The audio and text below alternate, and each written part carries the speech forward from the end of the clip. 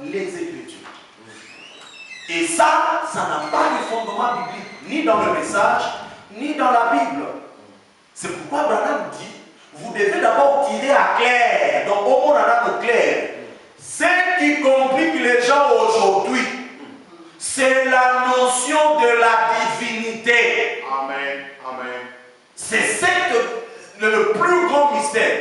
Lorsque William Branham parle ici de la divinité suprême du Seigneur Jésus, ce n'est pas Jésus, c'est le Seigneur Jésus. Nous allons voir ça. Amen. Noir sur blanc. Amen.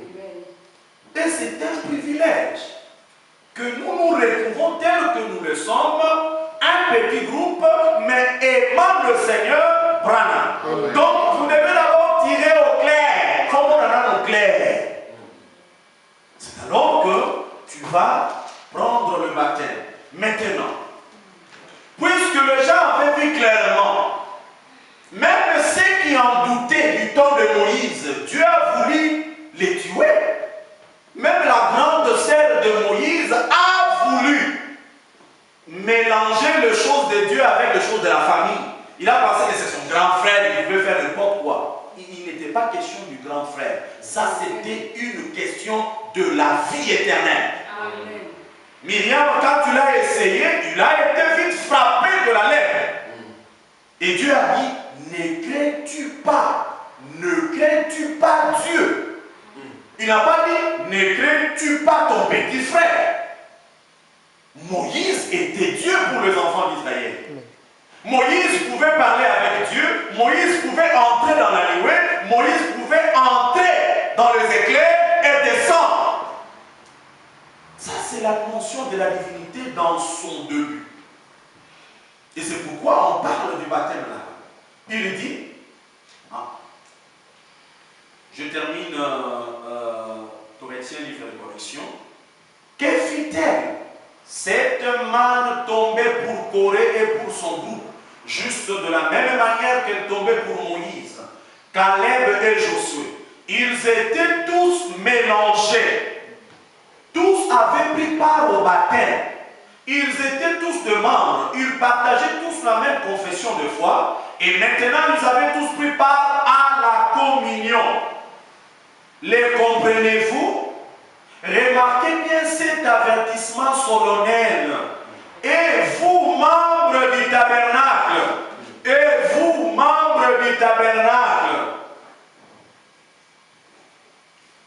laissez entrer ceci profondément. Rappelez-vous, il s'agit de votre destinée éternelle. Amen.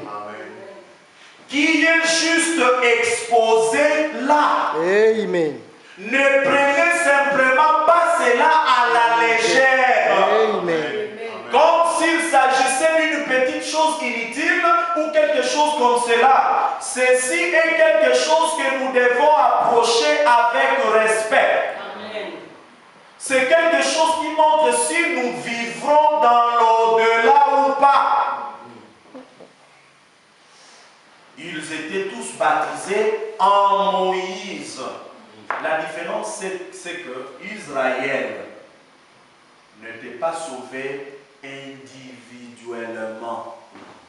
Israël, William Branham nous montre que Israël est sauvé en groupe. Même quand William Branham vient, il vient sceller les 144 000. Il ne le scelle pas individuellement. Il scelle 12 000, 144 000, 12 tribus.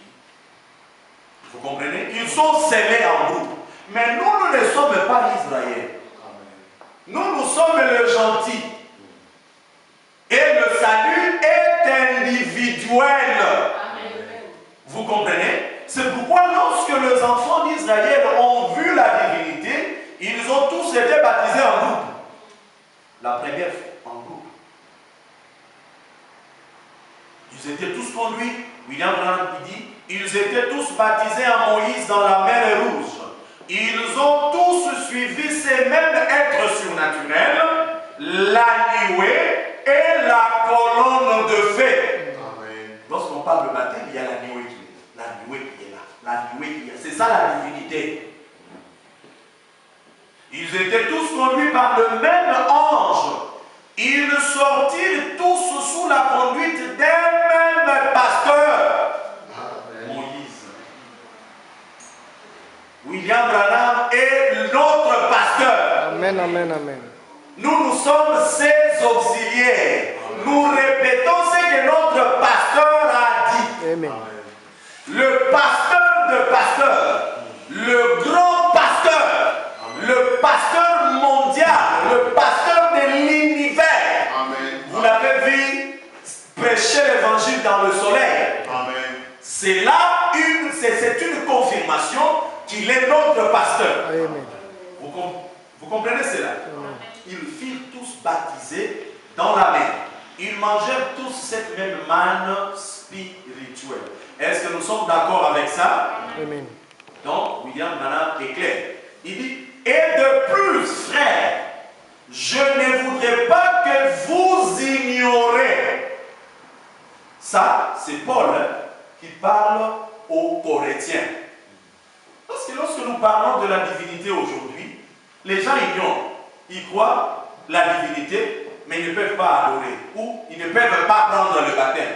Non, c'est pourquoi Paul a dit, frère, je ne veux pas que vous ignorez. Vous voyez la chose, mais vous l'ignorez. Je ne veux pas que vous ignorez ces choses. Frère, je ne voudrais pas que vous ignorez comment nos pères, ça c'est Branham qui interprète, comment nos pères ont tous été sous la nuée. Qu'ils ont tous passé au travers de la mer. Arrêtez-vous. N'ignorez pas.